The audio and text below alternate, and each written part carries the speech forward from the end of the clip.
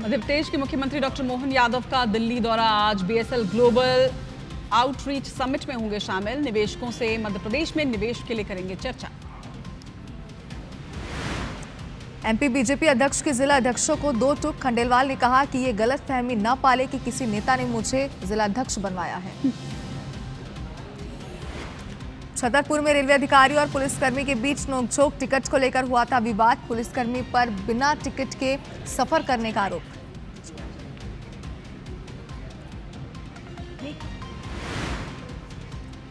मध्य प्रदेश में भारी बारिश का दौर जारी। गुना और शिवपुरी में बारिश का रेड अलर्ट। मुरैना, दमोह, सागर में ऑरेंज अलर्ट।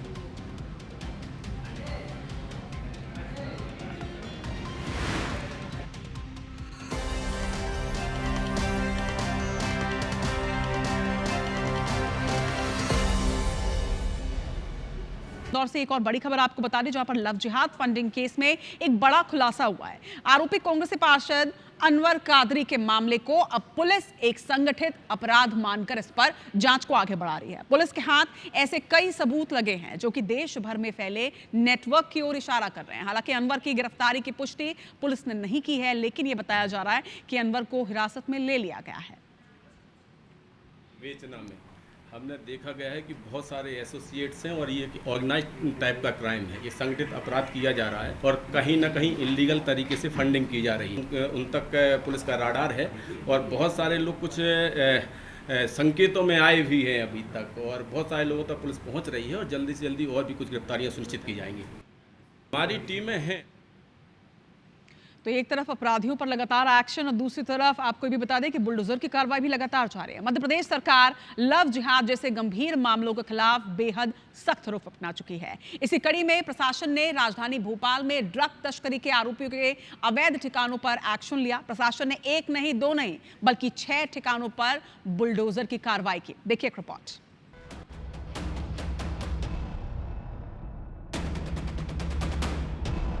भोपाल के कुख्यात ड्रग्स नेटवर्क को तोड़ने के लिए प्रशासन ने कड़ा रुख अपनाया है।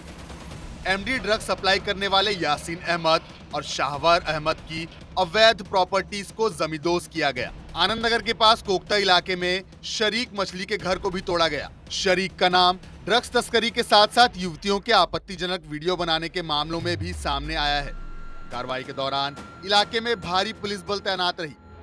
करीब 200 पुलिसकर्मियों और आला अफसरों की मौजूदगी में एक एक करके 6 संपत्तियों पर बुलडोजर चलाया गया। प्रशासन की माने तो ये केवल एक शुरुआत है। ऐसे नेटवर्क को जड़ से खत्म करने के लिए आगे और भी बड़ी कार्रवाई हो सकती है। एक मकान बनाया है तारिक, सुहेल और सफीक अहमद ने, तो इनका एक मकान बना है। उससे अवैध रूप से उनका रफली मूल्यांकन करें अभी तो ये 50 करोड़ के आसपास जो सारी संपत्तियों का करें तो उसके आसपास कीमत 50-60 करोड़ के आसपास होगी। अब हम आपको एक एक कर बताते हैं कि कहां-कहां बुलडोजर कार्रवाई की गई। शकील अहमद के पिता के फार्म हाउस, शारिक के पिता के वेयर हाउस, शकील अहमद के सुमन फार्म, इरशाद अहमद के कारखाने और अताउल रहमान द्वारा शासकीय भूमि पर अवैध मदरसा वार्ड पर कार्रवाई की गई है। दरअसल ये अवैध संपत्ति पूरे परिवार की सामूहिक संपत्ति थी। यासीन मछली की गिरफ्तारी के बाद ड्रग्स तस्करी और युवतियों के वीडियो बनाने का मामला उजागर हुआ था, जिसके बाद उस पर लगातार कार्रवाई की जा रही है। अब आगे देखना होगा कि लव जिहाद के आरोपियों के खिलाफ प्रशासन और क्या कार्रवाई करती है। Bureau report, IBS 24। चलिए बढ़ते हैं आगे और अब खबर आपको खंडवा से बता दें, जहां पर महादेवगढ़ मंदिर में छतरपुर की एक मुस्लिम युवती ने इस्लाम धर्म को त्याग कर सनातन धर्म को अपना लिया। इसके साथ ही उसे नया नाम भी मिल चुका है। आपको बता दें कि शिफा रईन से युवती अब शानवी वर्मा बन चुकी है। शानवी ने छतरपुर के ही राहुल वर्मा नाम के एक युवक से मंदिर में विवाह रचवाया। शादी से पहले महादेवगढ़ मंदिर के मुख्य पुजारी पंडित अश्विन खेड़ी ने शिफा से प्रायश्चित हवन करवाया और उसके बाद राहुल वर्मा और शानवी ने अग्नि के 7 फेरे लिए।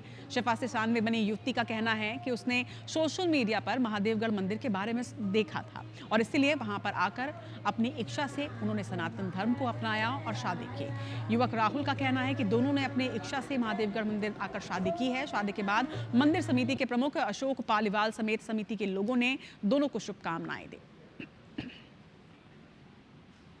यही कि यहाँ पे मतलब देवी देवताओं मतलब महिलाओं को काफी सम्मान किया जाता है और मतलब सनातन धर्म काफ़ी अच्छा है और बस इसलिए हमने शादी करने का तय किया। हम रोज़ पढ़ेंगे, हमें अच्छा लगता है सनातन धर्म।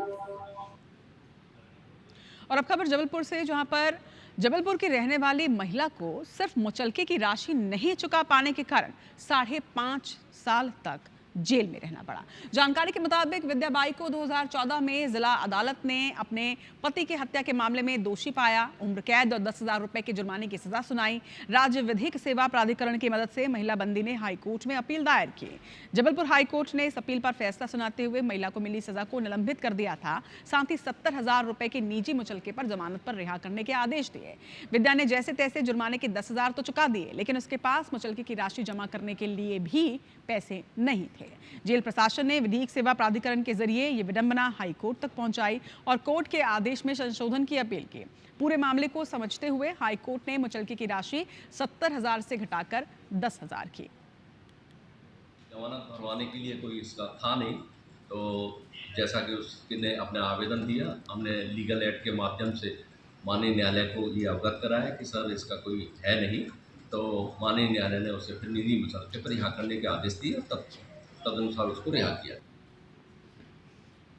इधर मध्य प्रदेश के सिवनी जिले के केवलारी और उगली विकास खंड में रेत माफियाओं ने जंगलों के बीच 1 दर्जन से अधिक रेंट के अलग अलग भंडारण बनाए हुए हैं। तो रेत के भंडारण की तस्वीरें भी आपके सामने हैं। जानकारी के मुताबिक रेत माफिया के द्वारा राजस्व भूमि और वन भूमि में हजारों डंपर रेत का कैसे भंडारण किया गया है, ये तस्वीरें अब IBC 24 में आपके सामने हैं। खनिज विभाग ने मामले पर कुछ भी कहने से हालांकि साफ इनकार किया। अनुविभागीय अधिकारी का कहना है कि खनिज विभाग से रेत ठेकेदार को 3 जगह पर रेत डंप करने की अनुमति दी गई। इसके बाद वन भूमि और राजस्व भूमि पर अवैध रूप से रेत डंप किया गया। ग्रामीणों ने कांग्रेस विधायक पर सवाल खड़े करते हुए रेत माफियाओं को संरक्षण देने का आरोप भी लगाया है।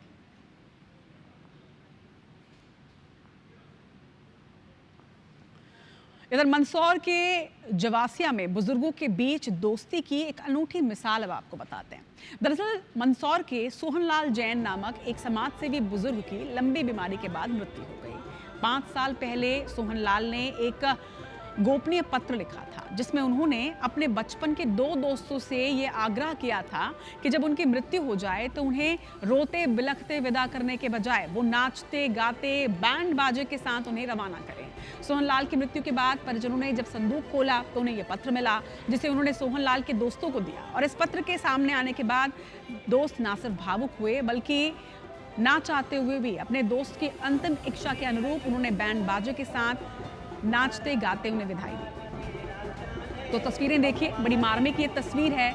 2 दोस्त डांस कर रहे हैं, इसलिए नहीं कि वो खुश हैं, बल्कि इसलिए कि ये उनके दोस्त की अंतिम इच्छा है।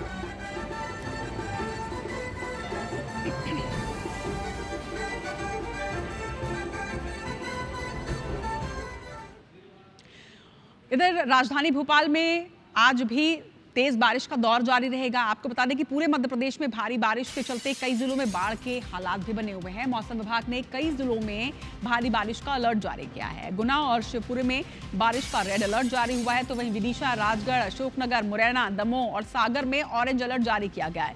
इसी तरह से बात करें भोपाल की, तो भोपाल, रायसेन, सीहोर, नर्मदापुरम, बैतूल, देवास, शाजापुर समेत कई जिलों में येलो अलर्ट जारी किया गया। रात का तापमान 23 दिन के बाद 22 डिग्री से नीचे पहुंचा है।